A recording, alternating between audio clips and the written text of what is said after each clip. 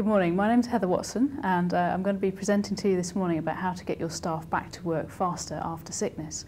And in particular we're going to be looking at discovering 7 secrets for how to get your employees back to work faster. First of all, I'm just going to give you a bit of background about myself. I'm a chartered physiotherapist with over 14 years experience now working in industry and with employers, helping people to return to work after injury and absence. And I've worked in a number of different settings. I've worked in the NHS and in private practice, but I've also worked for companies such as Rover in Birmingham when they were still there, and for BAE Systems in Cumbria, who build ships and submarines for the Royal Navy. And you can imagine that some of the problems that we come across in those kind of work environments are particularly difficult to get people back into work. I've also been involved with working with a number of small and medium-sized businesses on returning people to work, and the challenges facing SMEs are particularly hard given the lack of resources in terms of occupational health support. So I hope that the information in today's seminar will help you understand better how you can change and improve getting people back to work, but with simple early interventions which cost you very little. Okay, so what are we going to cover during today's session?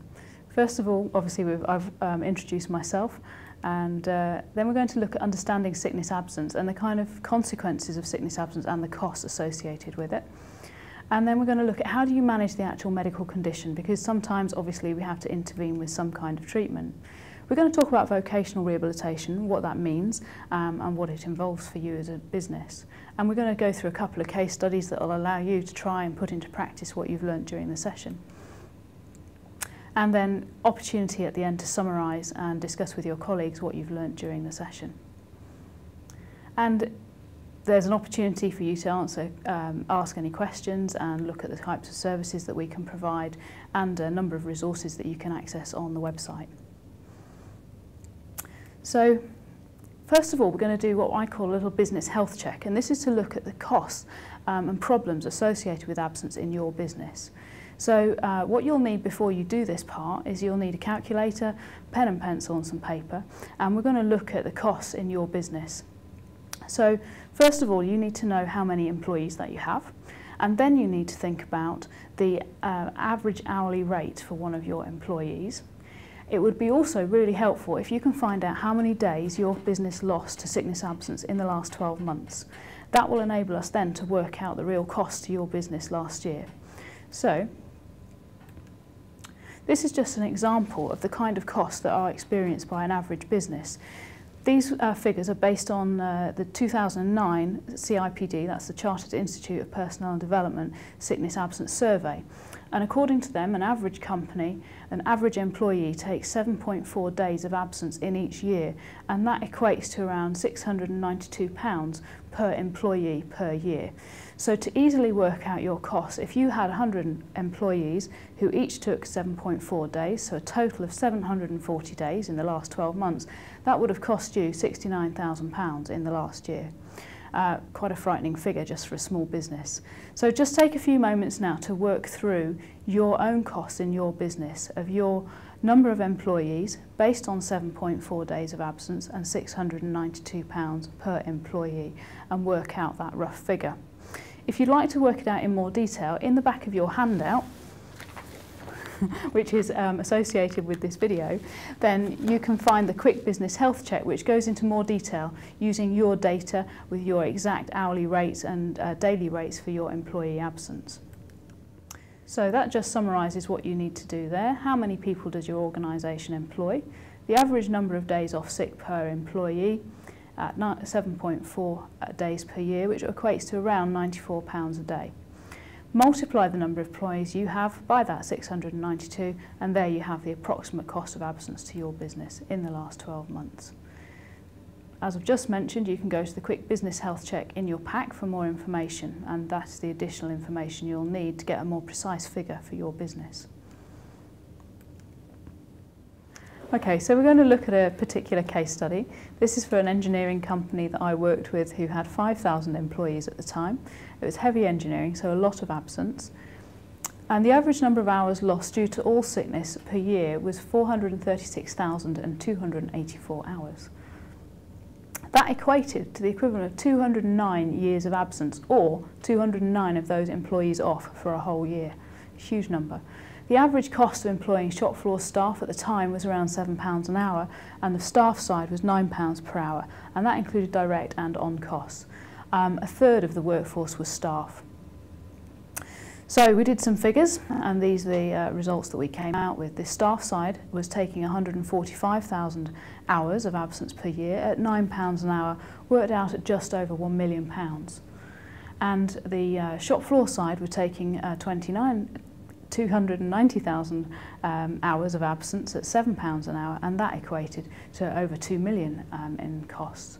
So the total cost to that business in that 12-month period of sickness absence for all reasons for all the staff was £3,344,844.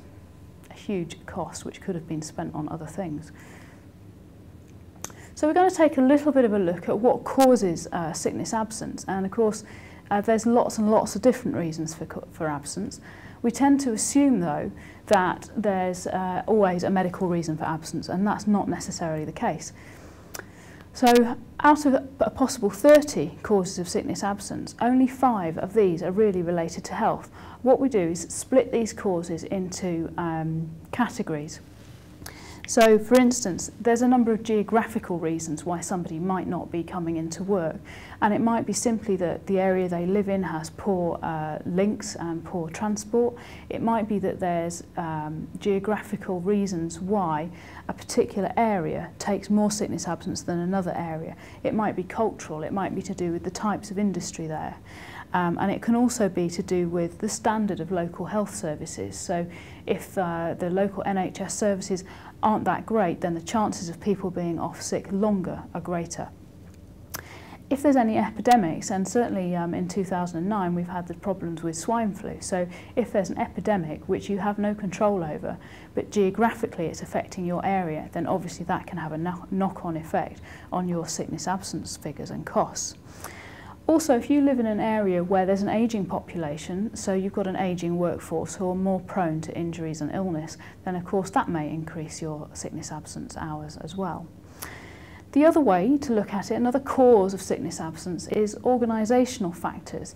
So that can simply be the type of business that you're working in.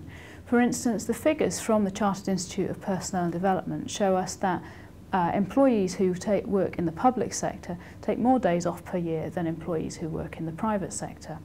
And then, of course, self-employed people generally take less time off than fully employed people.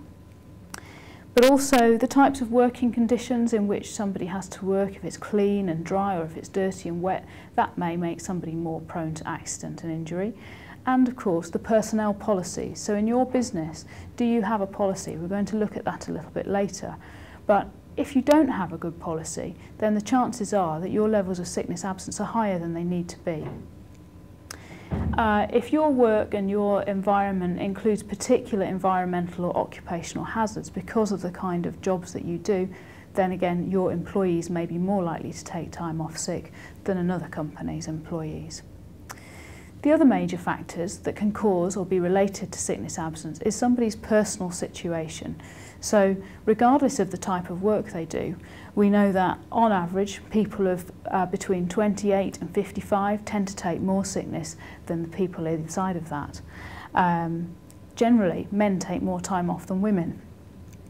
The type of job people do and whether they're satisfied with their work. Somebody who's satisfied in their job tends to take less time off than somebody who's bored or very stressed by the work that they do.